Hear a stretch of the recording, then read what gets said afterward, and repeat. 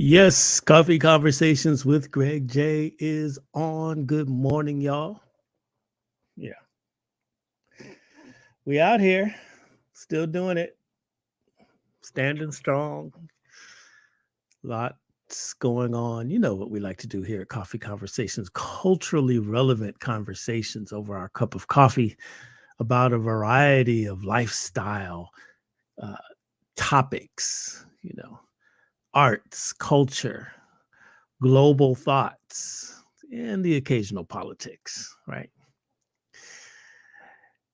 I don't know if you saw, we produced the Long Beach Mayoral Candidates Forum on behalf of the Arts Council for Long Beach on last Saturday. In the chat, I put a link to that on YouTube. You can check it all out if you missed it. All 6 candidates in the city of Long Beach came together for mayor and expressed their views of the future of the city, what they would do, and how important arts and culture is to their administration. And this is what we're talking about, that creative economy all over the region. And if I may just take this journalistic opportunity, one of the candidates pretty much said that the city had been, taking the arts for granted. And the way he expressed it sounded like he was kind of dissing our Arts Council for Long Beach. So I'm here to use my platform. Yes, I am the vice president and president-elect of the Arts Council for Long Beach, but I'm taking my journalistic opportunity right now to rebut that and say that, I think that the city has taken its arts and culture scene very, very seriously. You can see that with the passage of Measure B. And while we can examine that measure, they're adding tax to the people who are coming to stay in the hotels, and a percentage of that goes to the arts, community. Now, can that be spread more equitably? Yes, but that's a whole nother conversation. But I'm only speaking of one of the candidates saying, hey, you know what? The arts are taken for granted in the city. You don't know that how many artists were rendered out of work during the COVID pandemic, and the Arts Council for Long Beach was able to provide millions of dollars in relief funds through our hashtag Keep Arts Working program. You don't know about the robust advocacy that we are doing with the school district to keep arts in school. We are constantly advocating with community leaders, city leaders, the politicians, to make sure that they know that arts and culture is an essential service in this city. What we need the city to do is continue that support and find ways to increase it. Because as we recover, arts and culture is an essential service to any municipality. You got to have a vibrant art scene, arts, music, culture. Look at all the beautiful murals that are around. Preservation, get at the artists that are in the city. Preservation, lifting them up. The musicians, you know what I'm saying? It's just like, this is the community that Long Beach has been very friendly for and very active and proactive. So I think, sir, that you would need to go back and review the arts and culture scene in the city, because in the event that you are elected mayor, we're about to need you to support the arts and culture. So maybe gain a better understanding of the arts and culture community in the city of Long Beach. And I suppose we can say that up there in LA, big race going on for mayor up there. And I'm sure that the candidates there continue to keep arts and culture at its forefront. I'm going to get off my soapbox because, I could talk about this all day. It's been bugging me that that candidate would get on our airwaves and kind of diss us. And so there it is. All right. Look, if I'm a musician, I want to, well, no, this is the wrong subject. So if I want to get into, I want to be a stunt man, right? Okay. So I have this penchant of watching the black exploitation films, right? And I was watching one with Pam Grier in it. And they had a big fight scene, psh, psh, psh, psh. And you could tell the stunt double. It was just so funny, from those movies from that era that you could just tell it right now.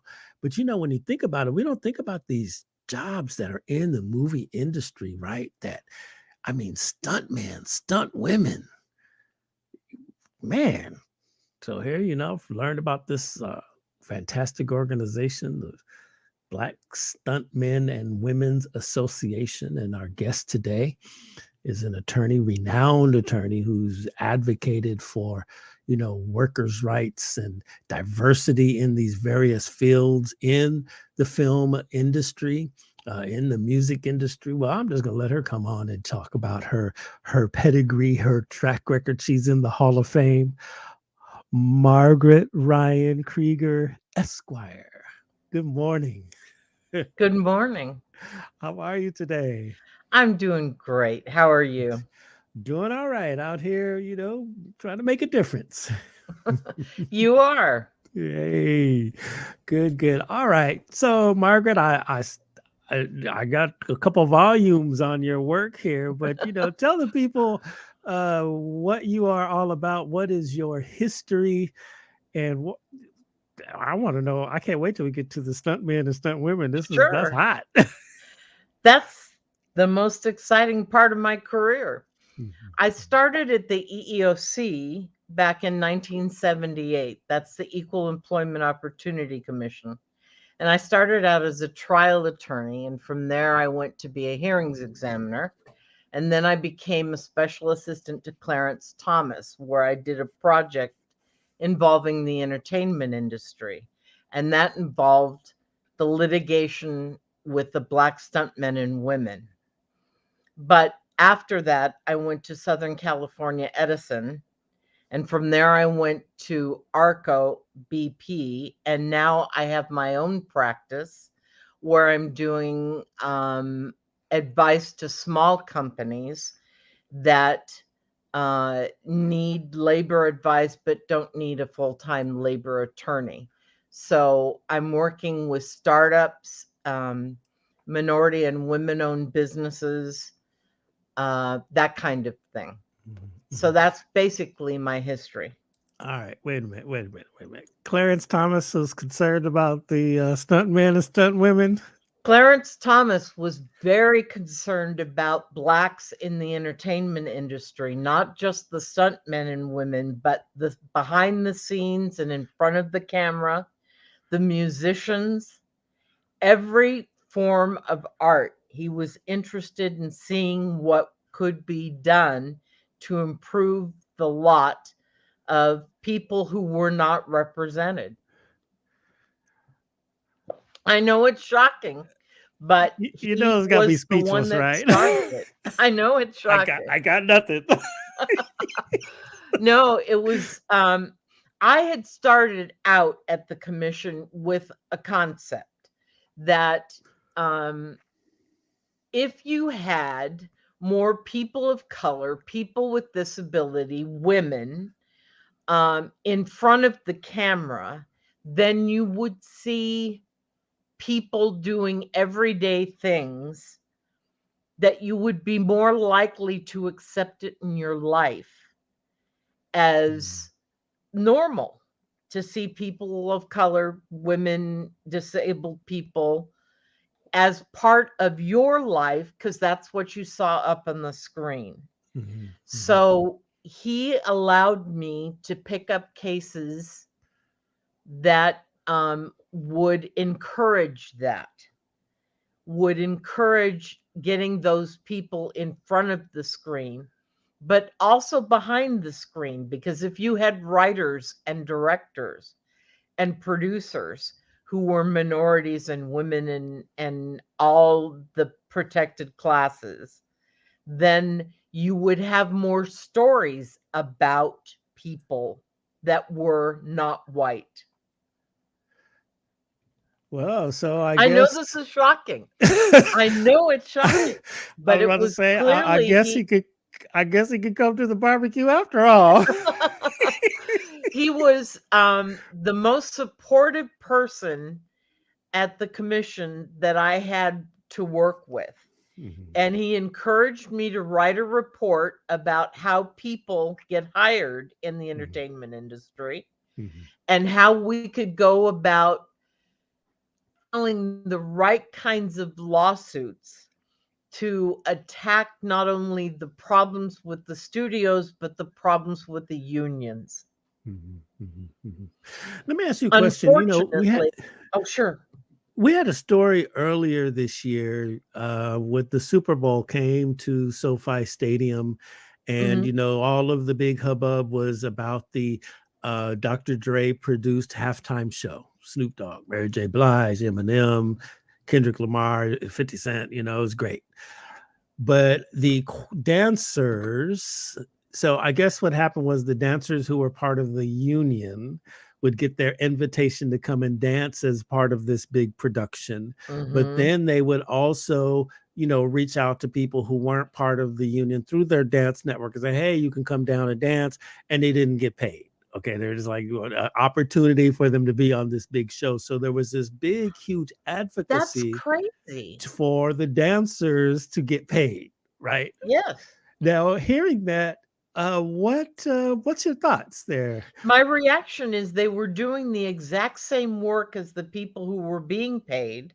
Mhm, They should have been getting credit for the work towards their ability to get into the union, mhm, and they should have been paid. mhm, mhm.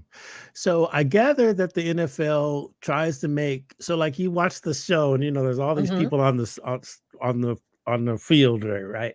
And so I guess they try to also mix it in as sort of this fan experience, right? And they Right. they choose their people to say, hey, you can come down and be a part of the halftime show and all that.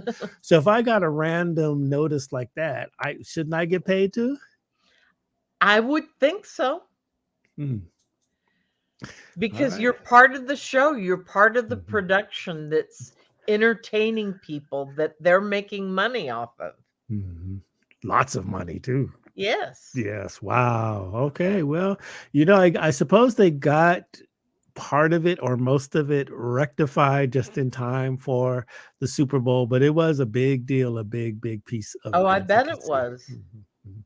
Now, what are some of now in present day time? So, okay, so Mhm. you're a veteran, like contrast what your main battles were in getting people of color these jobs on the different productions to what are they faced with in present day? Because surely we've Sure. made a lot of progress right now, but still the struggle continues. Yes, it Mhm, does continue. Back in the day in 1978 when this all started, there were of a core group of the Black stuntmen and women who filed charges against all of the studios, saying that they weren't getting an opportunity to apply for jobs, mhm, that they were capable of doing the stunts, but instead they were painting down white men to double for black men, and painting down and putting wigs on white men to double for black women. So they filed lawsuits, and the studio said, okay, okay, okay, we'll post the jobs in the Screen Actors Guild, and you can stop by there the day before, and then you can go to the stunt coordinator who mhm, runs the show and apply for the job that way.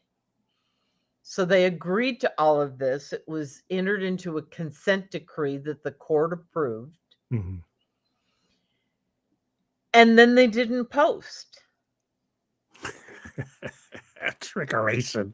So there was no way for these people to find the jobs that they had been promised they would have access to. Mhm, mhm, So I came along and they filed charges again. mhm. And this time, instead of filing lawsuits against the actual discrimination, we were filing charges with the federal court to enforce the consent decree that the studios had entered into earlier.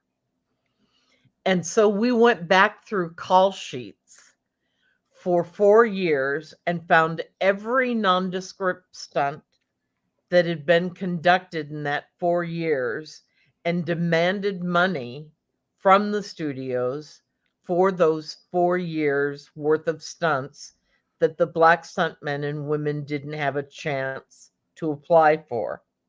Wow. And the proverbial getting to the courtroom steps, they settled for the full amount and Mhm, paid out the full amount to the Black stuntmen and women with the condition that it also be to the other minorities as well, the Hispanics and Asians and other stunt players who had um, worked 3 stunts in the last 2 years. mhm. Wow. So that's how my litigation ended. From there, the Black Stuntmen's Association became extremely active, Mhm, picketing on shows that didn't have um, blacks involved, um, complaining through charges and through going to the studio representatives when blacks were doubled by whites. And you saw a very interesting thing happen after the litigation. The studios started hiring EEO directors, and mm, they were responsible for making sure that blacks and other minorities were represented in the productions. They mhm, would work with the producers and directors to get more minorities and people of color in front of the camera. mhm, And that's how you saw JD David become the stunt double for Pam Grier in all mhm, those exploitation movies. mhm, mhm. I want to shout out to JD David because she's my best friend and she's a wonderful person and she did a great job in those movies. I was And thinking that wasn't Pam Grier beating up everybody. I'm sorry, Pam. No, it was JD. Okay. And so more and more the men and women of the group got work, Mhm, but there was still a lot of discrimination going on. So they were very active in um, going out to groups like Wells Fargo when they weren't when they did the 20 Mule Team and mhm, all that. They tried to get since historically it had been black drivers that had driven those stagecoaches, they mm. got black drivers to be represented in the commercials. And Wow. they did lots of things like that, specifically going after studios and production companies that weren't doing what was correct. Mhm, So mhm, this went on for years. And as these stunt actors grew older and retired, they couldn't get their younger people involved. mhm, And so, even though many of them had children in the business, you find the Black Stuntmen's Association to be populated by people in their 60s, 70s, and 80s, and none of the young actors who are working now. And I don't know what the problem is.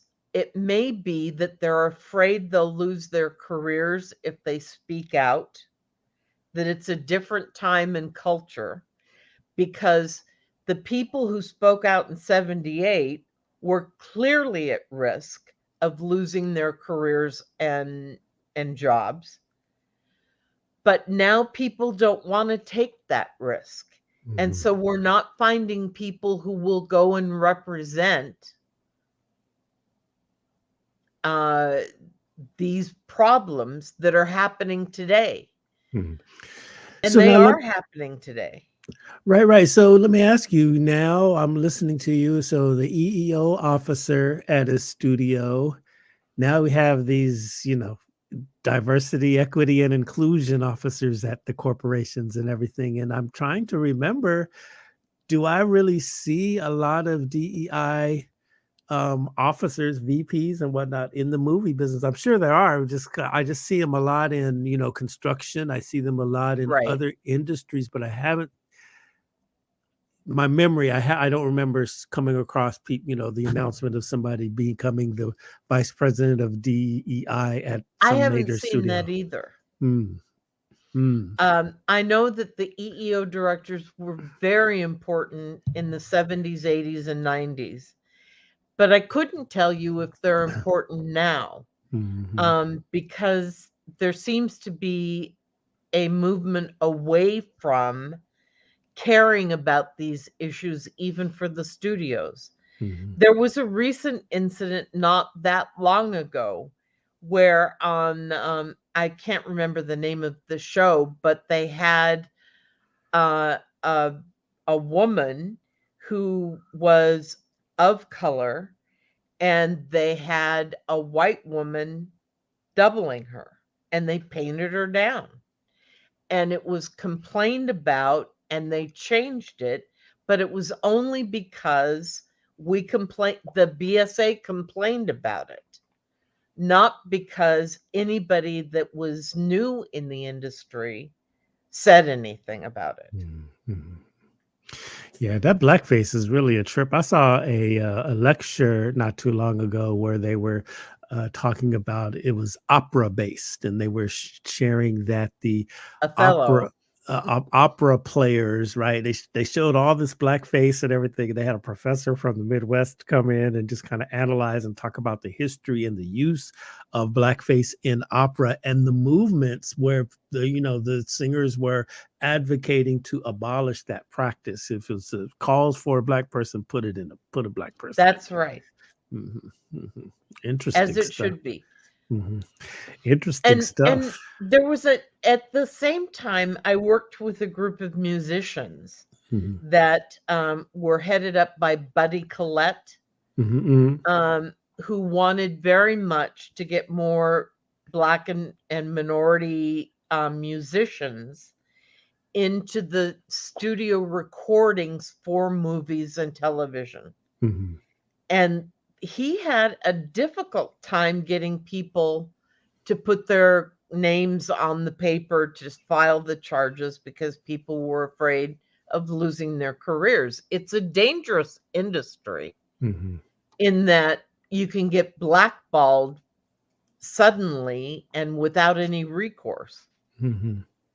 So Yeah. it's real important to have something like the EEOC who can go after the discrimination without naming names through the commissioner's charges.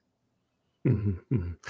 So now, walk us through the process of if I'm a musician or a stunt man, how do I get my work? So I wake up this morning and what you mentioned, so I go over there And you've to, never done it before? well, no, just like, how do I find work? Like Um, if I'm a stuntman, if I'm a stuntman, that's my profession, right? And today's my work day, but I'm looking for mhm. work, right? So how do I apply? It's very difficult to apply. You have to know the stunt coordinator that's on the job of Mm, who's been hired by the producer to work the film or the television series. mm, And you go to the stunt coordinator and say, "Is there anything that I can do? I can do the following things. I can do high falls. I can do burns. I can ride horses. I can what do you mean burns? do Like set myself on whatever." fire? Yeah, I can set myself on fire. Um, I can do any number of things. Um, what in this production do you have that I can do? And then it's all up to whether or not the stunt coordinator will hire you. Mhm. Mhm. I see. So you And gotta know that's somebody. assuming you've already gotten your certain number of hours in to be a member of the union, Mhm. the Screen Actors Guild. Mhm. And so it's very difficult to just break into the industry because you have to work. First of all, it's so confusing because you have to be a member of the union to work. But in order to become a member of the union, you have to have worked so many days. Right.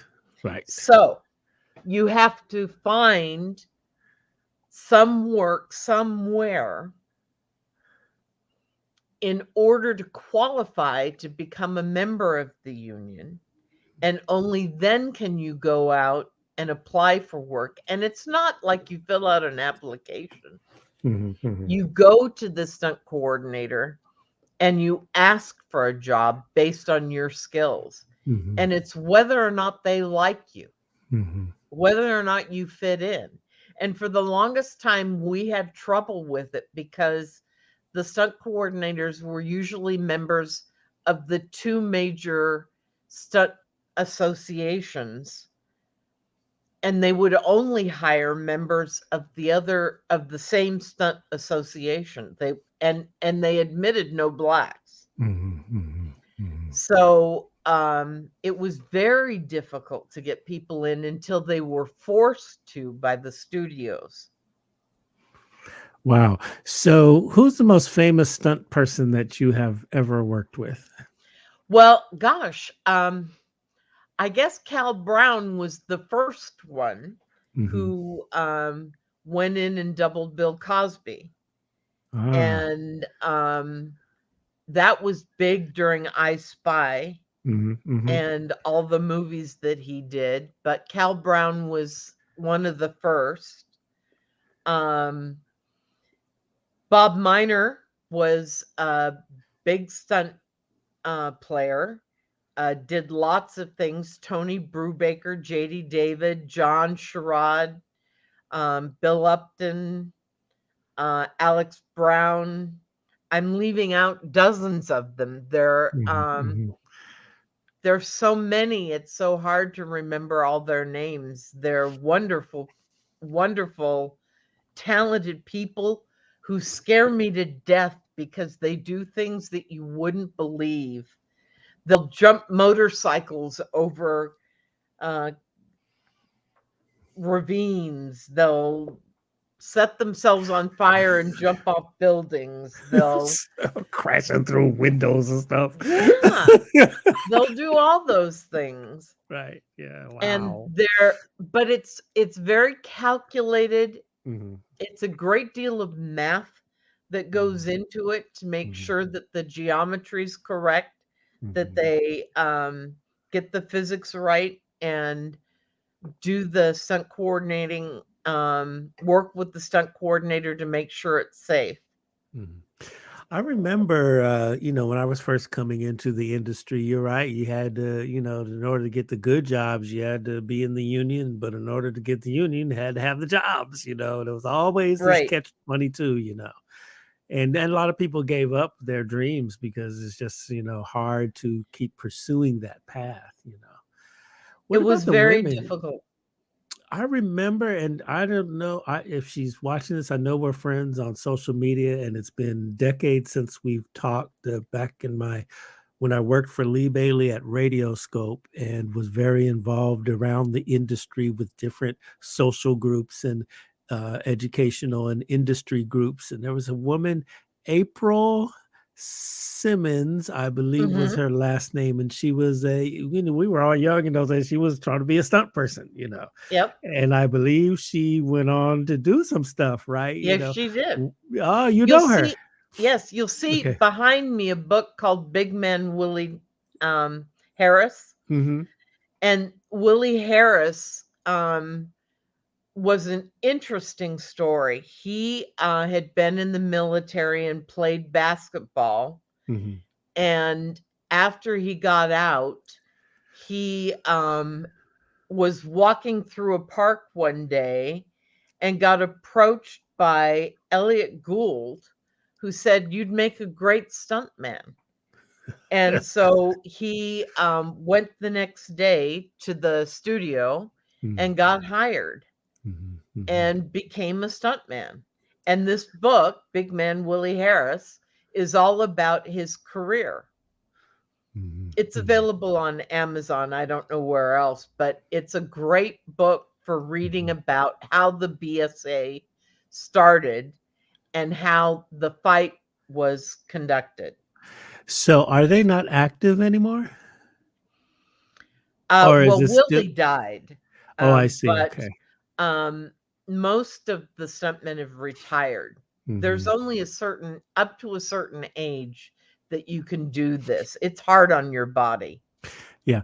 I think that, this is just a contemplation, right? So, as an industry veteran, I know back in the day we had a lot of, in trade groups, if you will, where Mhm. we all came together. Even in my area, marketing and sales, we had trade groups and meetings, and where we exchange information. I mean, I actually, when hip hop first emerged on the scene, I was one of the founding members of an organization called the Committee for Excellence in Black Music, because we wanted the young people doing hip hop to understand what kind of contracts and stuff they were signing to get in, because you were seeing these Sure. guys sign ginormous contracts but still, Losing struggling at all their home. rights.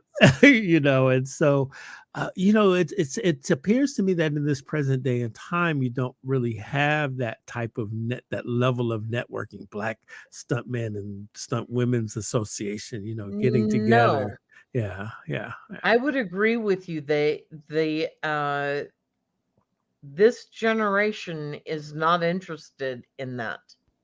yeah.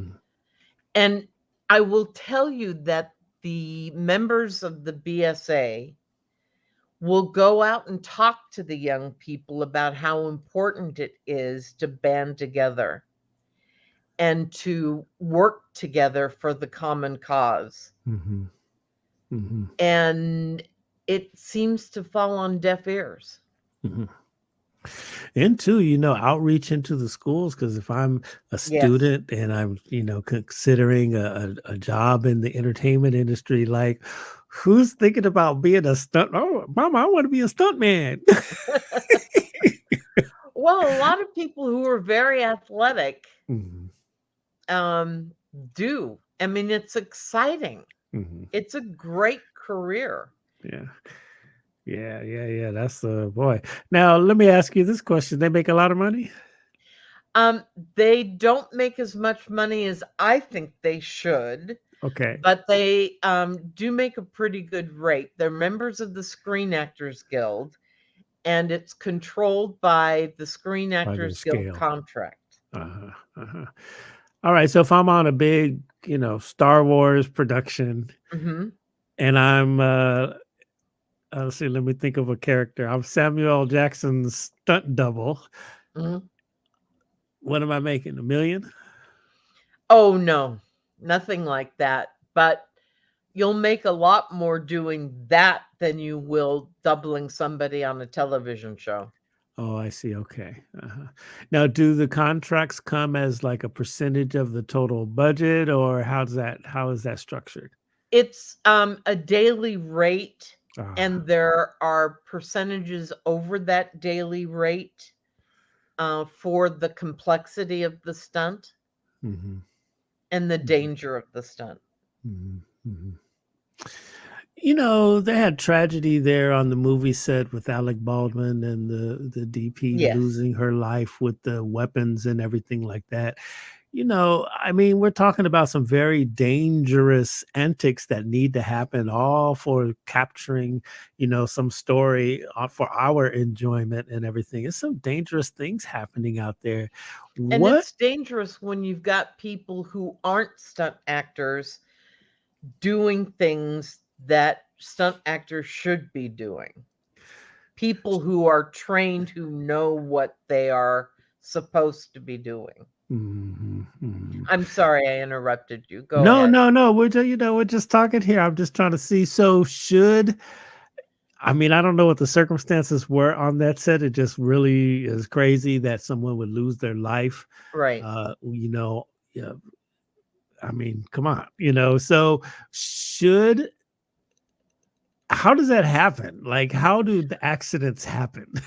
I I don't know how that accident happened, but I know that accidents happen because, well, say for example, somebody's doing a high fall Uh-huh, and they missed their mark where they jump off.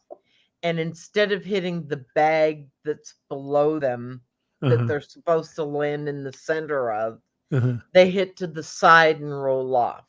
Mhm, mhm, mhm. That I know of one instance where a very famous stuntman died from that kind of activity, by Wow. just missing a mark by a few inches. Mhm, Um, it's a dangerous job, and if you don't get the calculations just right, mhm, it can end your life.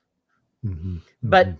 the incident with, on what was the name of that movie? I forget. I just I know forget Alec too. Baldwin and Oh, I just, I can't believe that they had a person who was in charge of the weapons on set, and they have these very stringent rules on how to mhm. handle a weapon. It shouldn't have happened. It shouldn't have happened. It's just absolutely crazy to me. Live ammunition is not allowed on sets. Well, shoot, somebody forgot that one that day. Yeah. Man, man. So, this is really, really fascinating. And, we've raised some good points this morning. I'm trying to think we need to figure out who the DEI officers are. Mhm. And, And maybe keep they're the in pressure on them. and keep the pressure on them. Yes, yes. Huh. Interesting. If you don't, I mean, the BSA is still out there trying, Hmm. but their members are reducing daily by just old age and lack of ability to get around. Okay, so maybe, Margaret, your work has yielded so much fruit that there's so many Black stunt men and women, diverse brown stunt men and women, just because of the work that you have done. That you know what? We don't need no No, they organization. do. They do because they're still painting people down. They're still Mm, putting wigs on men, mm, um, to double women. mm. They're still doing things that they shouldn't be I doing, and see they're that. not thinking of. I have There's a thing called nondescript stunts, and that means anybody can do it. A Mhm, crowd scene mm, where people are running away from a car that's careening out of control. And that could be done by anyone. Those mhm. nondescript stunts, somebody needs to be in there saying, a minority, a person of color can be doing that job. Mhm, mhm. I've seen that where in the fight scene on the movies, and then you can say, "Oh, that was a guy." It was like the women are Yeah. fighting, but then you see, "Oh, that was the man flying through the window there." Yeah. Wow, wow, wow, wow. And it's interesting, the powers that be, the decision makers, the policy makers, by this time they should know how hurtful the whole blackface piece is. I mean, you'd have to be living under a rock to not have a clear understanding, and especially if genres as exclusive, I'll use is the word, as operas are self-examining over the use of blackface and everything. Surely the progressiveness of the movie industry would say, "Hey, now, is it possible there's not enough qualified folks? Maybe this." No, I don't think that's true. I Mm, Because for one thing, the stunt men and women that have had children, almost all of them have gone into the business, and they're all well trained. My dad's a So stunt man. that's a group of people that we know are well Mhm, trained, and there are mm, lots of other people that have come from the outside mhm, that are very well trained. So it's not for lack of people who can do the work. mhm, mhm. Let me ask you this. So, all right, in your estimation, so you advocate for, equal employment, getting marginalized communities into these sectors, making sure they're getting the jobs and all of that. How important is like training? So I know that a lot of music gigs require the musician to read music. And I know that Yes, oftentimes, the artist may be really, really super talented, especially coming from the Black community, but they don't read music, read right? And music. that prevents them from getting those gigs, even though they could well do it, right? But they Right, don't but read if they music. can't read music, they can't do it because they have to read the music that's being put in front of them. Mhm, mhm, mhm. So what about training? Where, you know Training was a really big part of the BSA in the beginning. They would go out to a park, and now I can't remember the name of the park, but you would know it if you heard it. And they would practice high falls, and they would practice fight scenes, and they would practice riding horses in dangerous situations, and they would do all those things so they could show the stunt coordinators that they could do those things. I don't know of any place that's doing that now. There are Mhm. schools, there are actual stunt schools that train people, but that costs money. Yeah, it costs money. Yeah. And the BSA was doing it all on their own for free. Mhm, mm. I know the Producers Guild has a really good training, program, but certainly their mindset as a whole is the Directors Guild, I should say. Their mindset to train is really strong. My friend runs their directors assistant, what's it called? Producers training program. And so basically they bring in the young people and they pay them to be interns on major, productions. And at the end of the training and you achieve the required hours, you'll have the credential necessary to be an assistant director on a major television. It's a direct pipeline into the gigs. Wow. And I think that this is a really strong example of training, the machine training up people. She did say that one of her, challenges is, getting more young people of color into the program. We hosted a How can seminar. that be? Well, you know, I think sometimes when we, just like what you've described here, when we reach back as we lift, as we climb, a lot of times our young people aren't really hearing us when we say, "Hey, these resources are available." I don't Ah, think it's not that they're not interested, they're just not hearing us. well, how do we make them hear us? I don't know, we might be too I don't know. I'm trying. Oh, I'm sure you are. But it seems Uh, like that's a real key issue. mhm, mhm, Whether you're black or white or Hispanic or Asian, no matter what you are, mhm, um, we have an obligation as the elder generation to make sure that they can fly on their own. mhm, mhm, And um, we need to do more to let them know what their opportunities are, but that they have to work for those opportunities. mhm. That's an interesting piece too, because I do think that a lot of times, I mean, I don't like indicting my young generation because I love them and everything that we do here at our Dream Creator Studio, Hannibal Media Group. We try to always have access for the young people. We just want to build it and let the young people run with it, and it's a beautiful thing. But I do think that a lot of times the young generations now, look, they're on their phones, everything is instantaneous, instant gratification, and so the notion of having to work for it is not really at their forefront of consciousness anymore. And this is just due to how, the world they're in a digital Hmm. world. Everything is right now. But hard work still counts.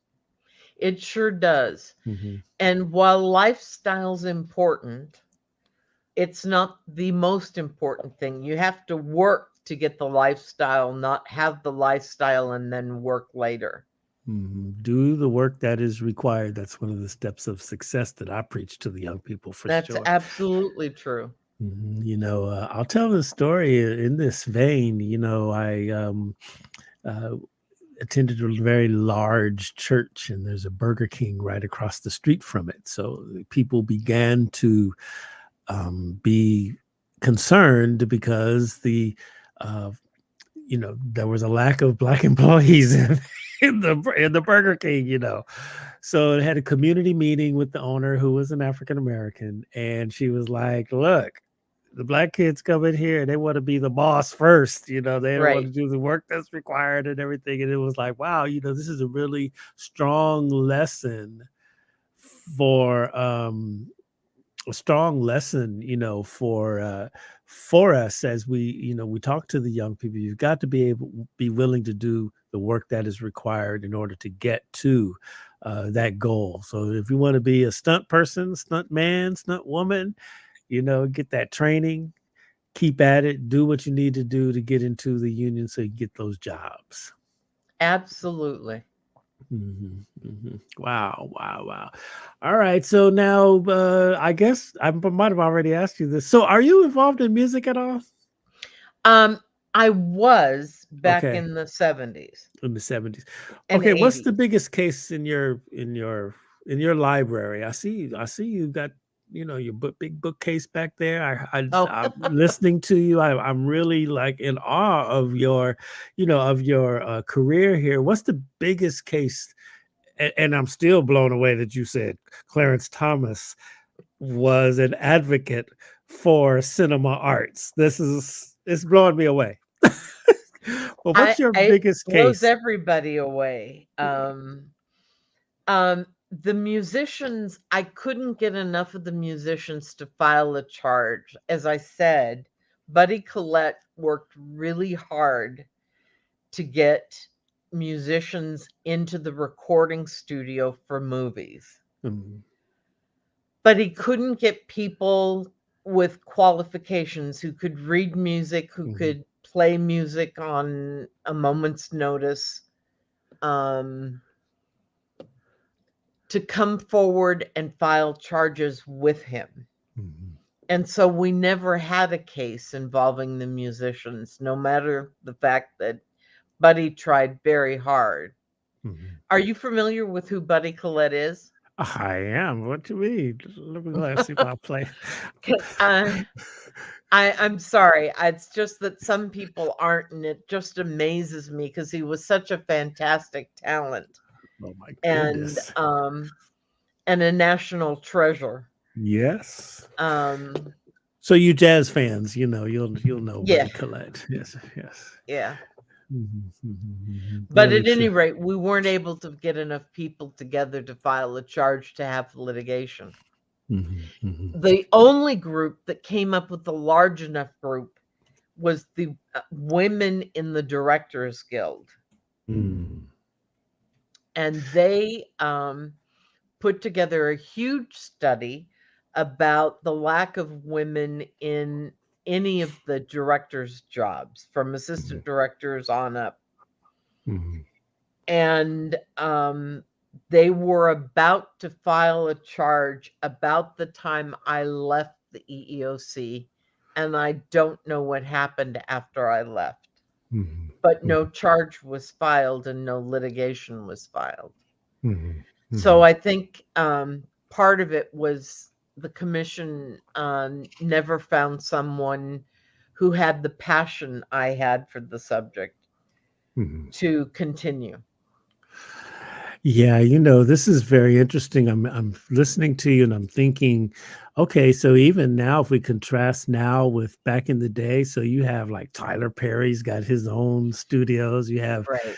Denzel Washington, you have all these mega people. Are they cognizant of like when Oh, they go? very much so. Uh, uh, Very much so. hmm. But there are only one or two studios when there are hundreds of them out there. Now, if I'm an independent producer, Mhm, and I so you mentioned seeing more people of color on a movie set, right? And we do produce videos here, mini documentaries, news reports, all of that whole thing. And sometimes we like just Saturday we produced the live stream for the Long Beach mayoral candidates forum, and 95% of our crew was African American, and that mhm. was really high end, members of our crew, how we do our productions, and I'm really happy we were able to do that and provide jobs for the brothers and sisters that work with us.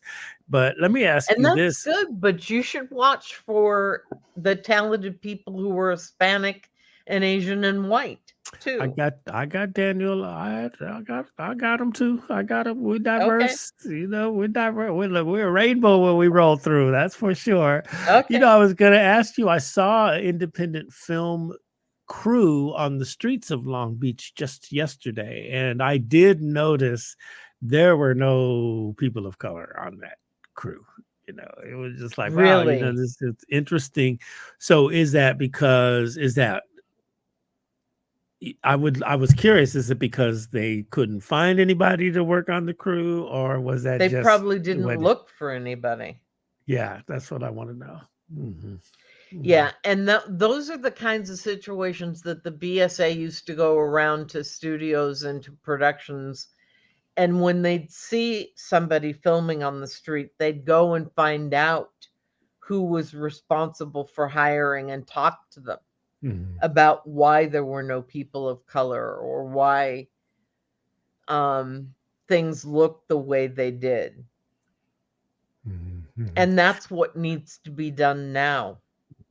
See, this is very, very similar to, the construction industry. Mhm. So you're watching, Metro being built and going through the Crenshaw district and all of that. And then, people are going up on those construction sites and asking, why there's not enough more people of color working on the projects and everything. I know the SoFi Stadium, when that one was being built, there was two people, I believe, that were in executive and policy making positions to make sure that the project, that multi-billion-dollar project, had some diversity, among the construction workers and everything. Right, And so this is almost the same type of situation in the movie industry.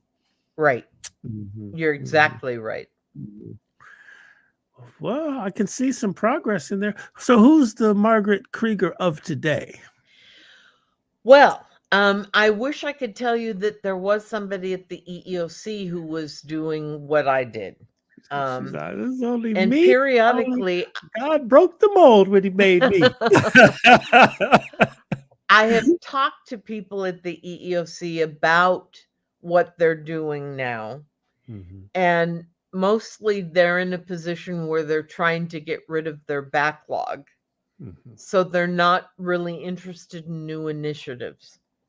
But there's some really good people in leadership at the commission. And I think if there are enough voices that say to them, look, this is an important issue, and we haven't really changed as much as we should have changed mhm, based on the work that was done in the 70s. mhm, Let's go back and revisit this. Then they'll be forced to. mhm. What is, And the reason I say the commission, because the commission has the ability to do commissioner's charges. And those are charges that are filed by the commissioners and not people, so that nobody has to put their career at risk. Are those elected positions as a No, they're commissioner? appointed by the president. The president of the United States. Yes. How can arts organizations like, say, the Arts Council for Long Beach, or LA, City of LA Cultural Commission, the LA County Department of Arts and Culture, California Arts Council, how can groups like these Mm-hmm. advocate the more in this space that we're talking about? It's really easy. The commissioners' names are all listed on the website for the EEOC, along with their email addresses, and you can write to them and they respond. And so we're writing to them to say, more equity, diversity, and inclusion in the film industry. Right. Mm-hmm. Mm-hmm. And that they need to focus on this specifically in LA and New York. So while all of these, we're just contemplating together here now. So so all of these funds that are coming down in relief that are coming down, what do they call it at the federal level? The Build Back Better dollars, right? Right. They're coming down and they're resulting in millions and millions into the creative economy. There's trillions coming in for transportation and infrastructure and all of that, but there is a strong movement of financial resources coming through into the creative economy. We just need to be about the business of advocating for training, diversity, equity, and inclusion. Absolutely. And what else? That's pretty much it right now. Okay. Right. It's key. It's key. All right. Well, there we are. We're building a better film industry. We have the legacy of Margaret Kreeger, Esquire. What you doing now? What's the hot new Margaret project right now? Well, like I said, I'm working as an independent now, providing advice on day-to-day labor and employment advice to startups, small businesses. Understood. And then I'm also doing training and investigations. Wow. So when you were in court fighting for the stuntmen and stunt women, did you raise your voice? Interesting. I had an uncle who was a federal court judge, and he had me stand at the back of the courtroom. He sat at the front and said, "Talk to me." And so I talked to him, and he said, "You must always have your voice loud enough that you can be heard from the back of the courtroom, because the judges don't hear very well. And it's important that if you're going to be heard, that you speak with authority and you speak with urgency, but that you not be shrill and you not yell." Okay. All So right. no, I don't yell except at my son and husband. But other than that, I don't yell at people. Man, bro, your husband, your wife is Margaret Kreeger, bro. You're not winning any arguments. Oh boy, good stuff. Thank you so much for coming through to talk It's to us, been my pleasure. and it has really been fascinating. And you gave us just a lot to think about, and how we advocate for the arts as we move about through this recovery time. And I think it's an interesting segment. The Black stunt men and stunt women. I think Don't just give up is the big thing. Don't give don't up. give up. It's not over. The struggle continues. That's right. Wow. Okay. All right, y'all. There you Thank have you. it. Margaret Kreeger there. Thank you so much. Yeah, we're available on Coffee Conversations with Greg J. Coffee Conversations with Greg J. That's the Facebook page. You can get them all over the Facebook, Coffee Conversation with Greg J, Beach City Radio, Columbus Song Coffee Company. All of those pages are carrying this feed live. You can get it on YouTube all of those are in the chat. I put the link in there so that you can check it out. Also, I think I put the link into that Long Beach Mayoral Candidates Forum for you to check that out. And also, too, we're going to repurpose the audio and make it a podcast. And that'll be wherever you get your favorite podcast, Spotify, Spreaker, Google, Apple, just wherever. Just type it in, Coffee Conversations with Greg J. All right, we're looking forward to this weekend. May is Mental Health Awareness Month. May is Mental Health Awareness Month, and we're doing the Arts and Wellness Village, Dream Creator Studio in downtown Long Beach in the East Village Arts District. If you got an opportunity to come and get some mindfulness, we got the Long Beach Blues Society playing. That's going to be exciting, starting at 4 p.m. So hopefully you'll check that all out. All right, y'all. Remember, love one another, love one another, love one another. We will see you soon. Peace and blessings.